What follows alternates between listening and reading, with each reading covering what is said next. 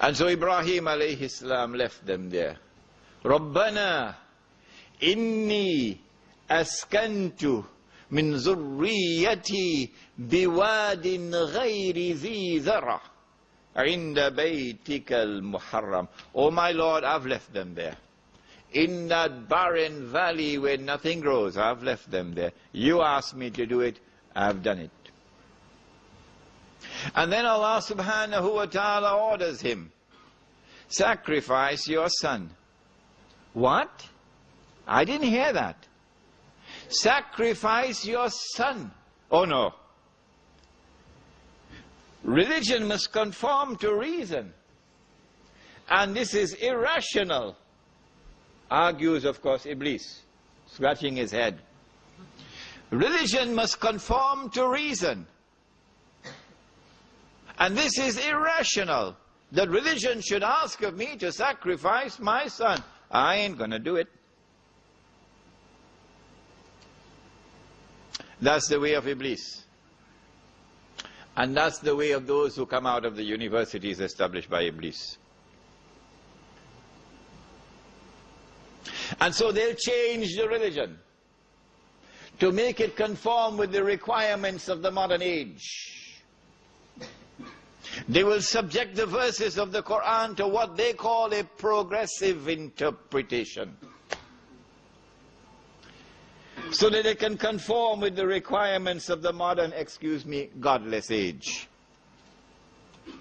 But not Ibrahim alayhi salam. Ya bunayya, inni ara fil manami anni azbahuk. Fanzur maza tara. Son, I've been ordered to sacrifice you by Allah.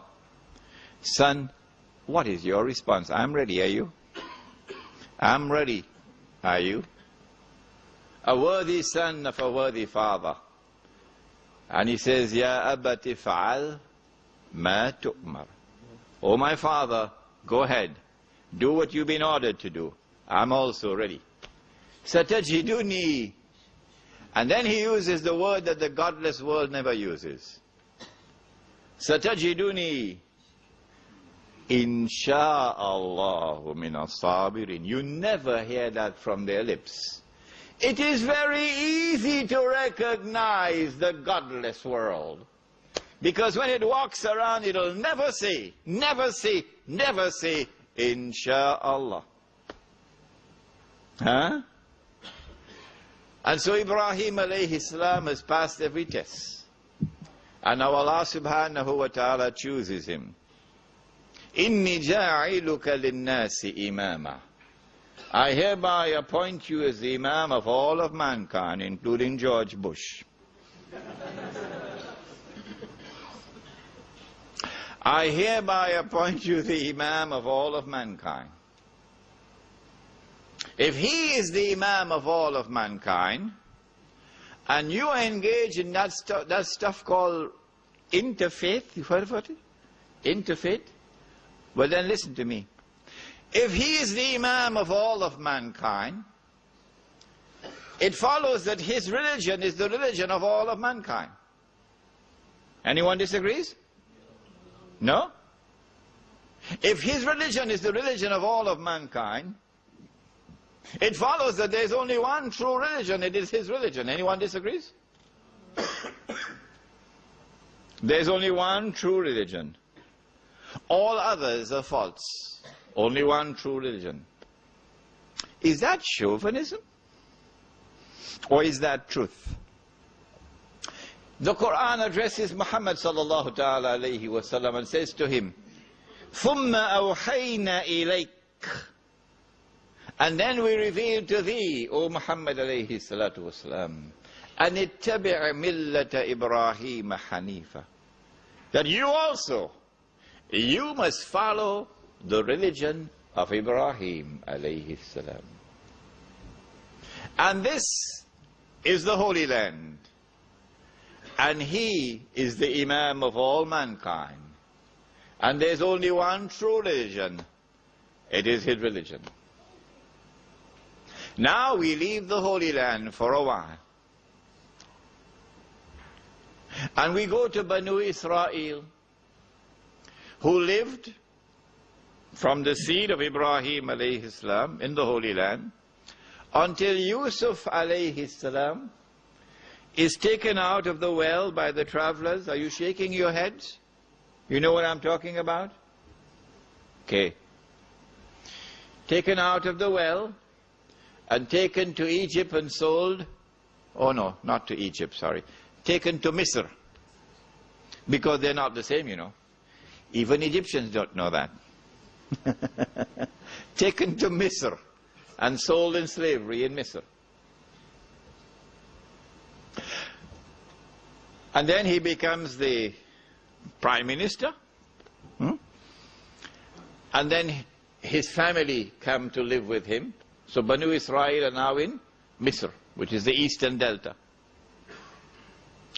But then some things occur which eventually led to their being enslaved in Egypt. And for that you're going to have to invite me to come and lecture on the subject of Ashura in the Qur'an. Ashura in the Qur'an, to know why were Banu Israel enslaved in Egypt. We don't have the time to take that up. And then Allah raised Musa alayhi salam. And Musa alayhi salam took them over into freedom across the sea. وَإِذْ فَرَقْنَا بِكُمُ الْبَحْرِ فَأَنْجَيْنَاكُمْ وَأَغْرَقْنَا آلَ فِرْعَوْنَ وَأَنْتُمْ تَنْظُرُونَ. So they crossed the Red Sea. And now they are in Sinai. Sinai, not the hospital in Manhattan. The desert. And then Musa alayhi salam went up the mountain, came back down with the Torah, the 10 Commandments, stone tablets. And then Musa alayhi salam addresses Banu Israel, and this is in Surah Al-Ma'idah. And every single ayah of the Quran I quote, you go and find it in the Quran and study it. Musa alayhi salam says, أعوذ بالله من الشيطان الرجيم, he says, يا قوم ادخلوا الأرض المقدسة التي كتب الله لكم إلى آخر الآية. O my people, come on, let us enter, fight and take control of the Holy Land which Allah gave to you. Did you hear that? The Quran declares that Allah gave the land to the Jews or to Banu Israel. Well, then how come we don't hear the state of Israel talking about that? How come the New York Times doesn't publish that as a headline? Why are they so afraid of the Quran? And why don't you use the Quran to wage the terrific battle against them? وَجَاهِدْهُمْ بِهِ جِهَادًا كَبِيرًا, says Allah.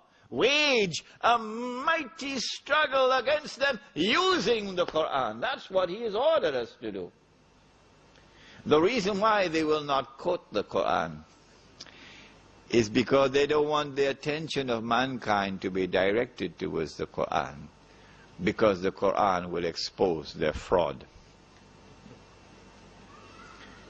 Yes, Allah gave the land to them, but the grant of the land was not unconditional. It was conditional. What were the conditions? وَلَقَدْ كَتَبْنَا فِي الزَّبُورِ من بعد الذكر أن الأرض يرثها عبادي الصالحون. أن الأرض, which ard? الأرض المقدسة. That in order to inherit the Holy Land, you must conform with 2 requirements. Number 1, you must be a servant of Allah. And a servant of Allah will follow the Imam appointed by Allah and would follow the religion of that Imam. So you must follow the religion of Ibrahim alayhi salam. And condition number 2, you have to be righteous in your conduct. When Musa alayhi salam ordered them to come on and let's fight, when they learned that there were powerful people living in the land, you know the story of Goliath, they said, no, we're not going. We're not going. You and your Lord, both of you go and fight. We're going to stay right here. For us, it's something difficult. difficult to stomach. When the Lord has just performed this miracle before your very eyes, وَأَنْتُمْ تَنْظُرُونَ, He parted the sea for you and saved you and destroyed Firaun and his army before your very eyes. And when that Nabi who led you to freedom is still there in your midst, and that you should respond with such insolence, it is something beyond comprehension.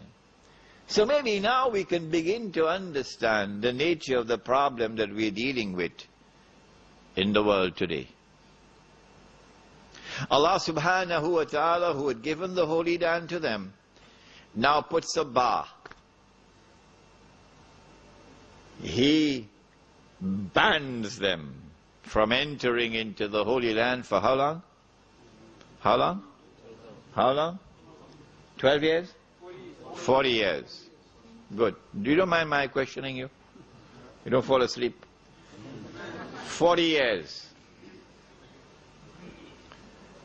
So here is evidence, plain as daylight for every Jew to understand and accept, that although the land was given to him, he is now debarred from entering. Why? There's only one answer to that question. He has violated the conditions of inheritance. But someone changed the word of Allah.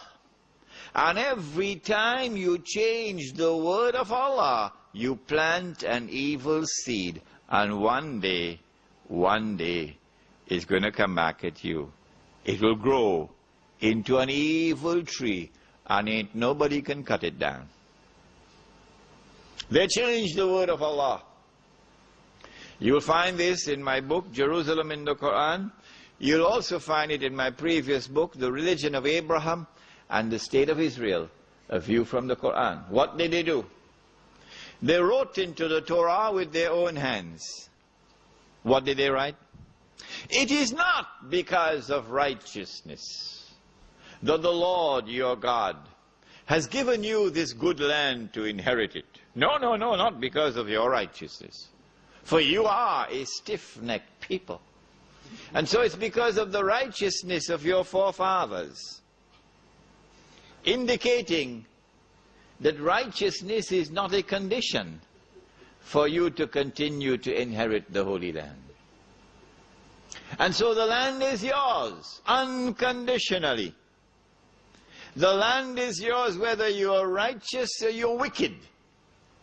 The land is yours whether you follow the religion of Abraham or you don't. It is still your land.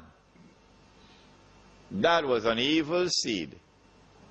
And it grew into an evil tree called the Zionist movement. And the Zionist movement is exploiting it to the hilt. And the Jew who can see can do nothing about it. And of course there are some Jews who can see, you know. Not all of them are one-eyed. But there's nothing they can do about it. Nothing they can do about it. It's too late now.